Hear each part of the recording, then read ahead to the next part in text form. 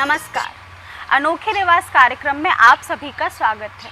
मैं हूं ज्योति और आज हम जिस रस्म के बारे में बात करने जा रहे हैं वो उत्तर भारत के कई इलाकों में अलग अलग नामों के साथ निभाई जाती है। इस रस्म में बारात की निकासी के वक्त दूल्हे को मां के दूध का सेवन कराने की परंपरा है ना अनोखी रस्म।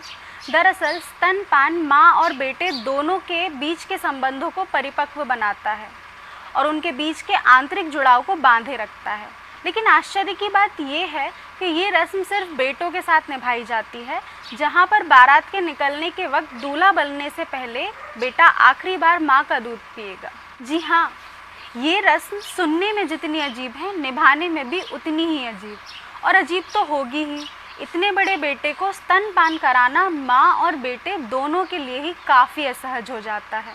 पर भाई मान्यताओं की बात करें तो हमारे देश में हर रस्म को निभाना बहुत ज़रूरी माना जाता है, और लोगों का सोचना तो यहाँ तक है कि अगर कोई भी रस्म छूट गई तो देवता और पूर्वज नाराज़ हो जाएंगे और शादी असफल हो जाएगी। लेकिन जैसा कि मैंने कहा कि समय के साथ परंपराओं का रूप बदल जाता है, और रूप बदलता कैसे है? सब्स्टिट्यूट तैयार करके, जिसे नाम शगुन का दे दिया जाता है, ताकि रस्म भी पूरी हो और सहूलियत भी बनी रहे। ऐसे ही इस रस्म में भी माँ बेटे के चेहरे को आंचल से ढककर इस रस्म को पूरा करती है। कई बार माँ के ना होने पर ये रस्म भाभी या परिवार की कोई अन्य बुजुर्ग महिला निभाती है। इसके बाद उस महिला का दर्जा दूल्हे के लिए माँ के ही बराबर हो जाता है, क्योंकि स्तनपान कराकर उसने माँ के फ़र्ज़ को अदा किया है। इसलिए इस रस्म के बाद दूल्हा बेटे की तरह ही उसका ख्याल रखेगा। कई जगहों पर इस रस्म में दूल्हे की मां को ससुराल वालों द्वारा नेग भी दिया जाता है। अब बात करेंगे इस रस्म के ओरिजिन की। दरअसल इसकी वजह एक नहीं दो हैं। एक तो मां को लगता है कि शादी के बाद बेटे के प्रेम में बंटवारा हो जाएगा, इसलिए वो ममतावश उसे आंचल में छुपाने की कोशिश करती है। दूसरी ये कि जब बाल विवाह हुआ करते थे तो जाहिर सी बात है बारातें छोटे से दूल्हे को लेकर जाया करती थी।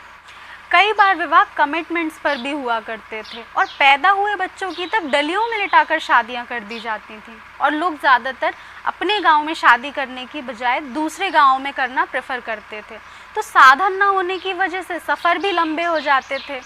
इसलिए बच्चा भूखा ना रहे, इसलिए माएँ उनको स्तनपान कराकर भेजा करती थी। लेकिन समय के साथ बाल विवाह तो बंद हो गए, लेकिन बदले हुए रूप के साथ रस्में आज भी चल रही हैं। हो सकता है ये रस्म आपके यहाँ भी किसी और नाम से या किसी और तरीके से निभाई जाती हो, जैसे कि चंबल के इलाकों में और ज़्यादातर बुंदेलखंड में ये रस्म मुंह पोछाई के नाम से निभाई जाती है, और मारवाड़ी इलाके में ये रस्म दूध पिलाई के नाम से निभाई जाती है। अब आप हमें ये कमेंट सेक्शन में ज़रूर बताएं कि क्या आपके यहाँ भी ये रस्म निभाई जाती है, और अगर निभाई जाती है तो किस नाम से। ऐसे ही बहुत से अनोखे रिवाज हैं जो हम आपके साथ शेयर करते रहेंगे। अगर आपके यहाँ भी है कोई अनोखा रिवाज तो आप उसे हमारे ज़रिए लोगों तक पहुँचा सकते हैं। आज के लिए विदा लेती हूँ। मिलेंगे फिर अगले रविवार को किसी नए रिवाज के साथ। धन्यवाद।